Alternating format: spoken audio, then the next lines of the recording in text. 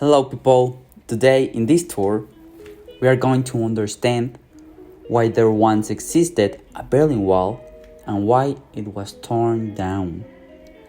First of all, we need a little bit of context, okay? So, between 1946 and 1991, the United States, the Soviet Union, and their allies were locked in a long, tense conflict known as, we all know, the Cold War. After mentioning that, let's start. In 1961, the Cold War wall began to be built so that the East Germans would not escape to the West. For almost 30 years, Berlin was divided not only by ideology, but by a concrete barrier that snaked through the city and served as a very ugly symbol of the Cold War.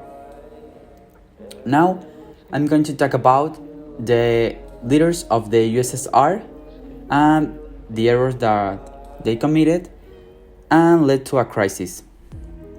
The first one, Leonid Brezhnev. One of their mistakes was to carry out the doctrine of limited sovereignty in the countries of the Eastern Bloc, which would cause the well-known Brezhnev settlement, which eventually brought down the regime and dismantled the federal political structures and the central government of the USSR, which culminated in the independence of 12 of the 15 republics of the century. The next one is Yuri Andropov. Well, he had a very important role in the crushing of the Hungarian Rebellion.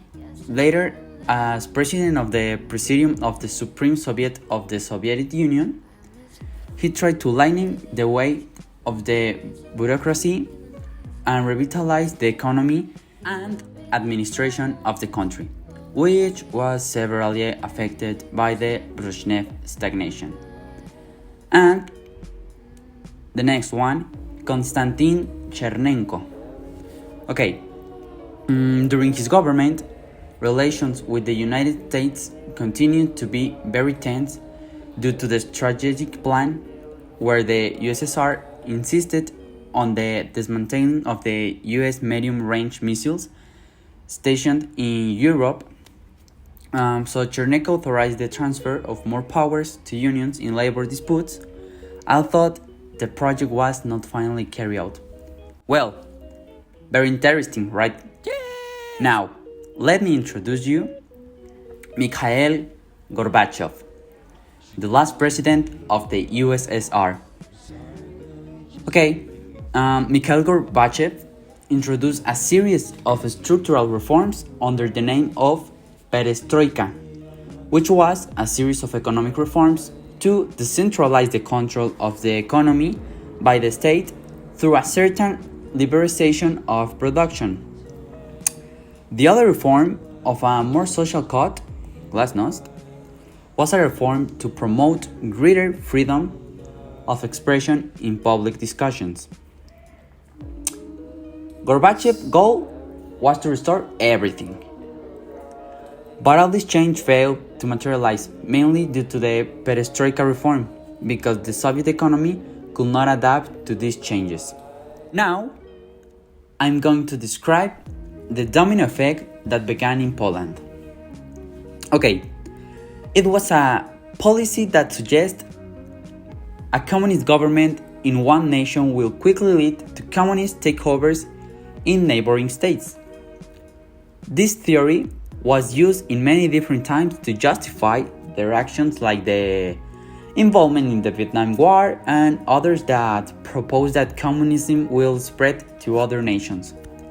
In Poland, the term economic security affected the communist society until it caused a political fallout. That's right.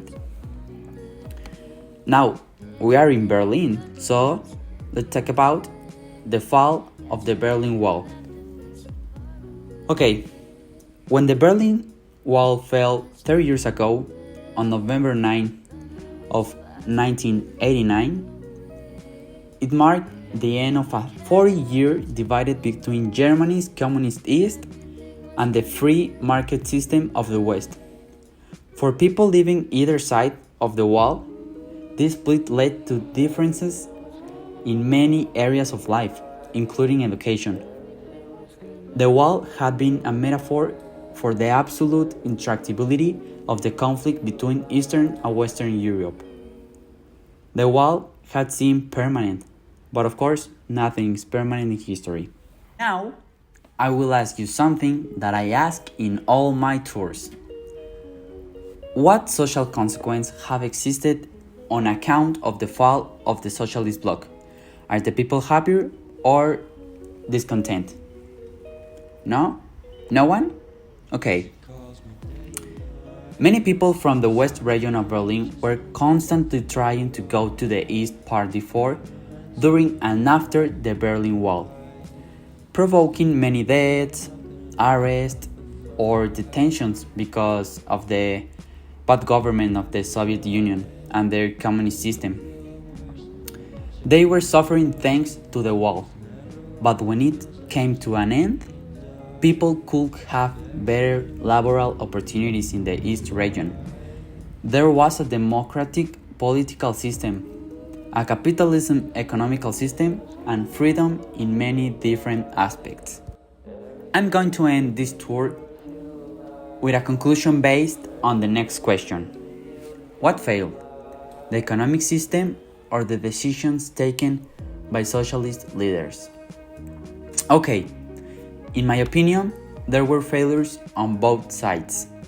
First of all, the economic system was not good. The government wanted to keep everything, and that only unleashed more problems. It seems to me that the leaders had a good vision, but the Communist Party, as well as the poor implementation of the reforms, it seems to me that all the problems accumulated and had to explode at some point. Thanks for taking this tour.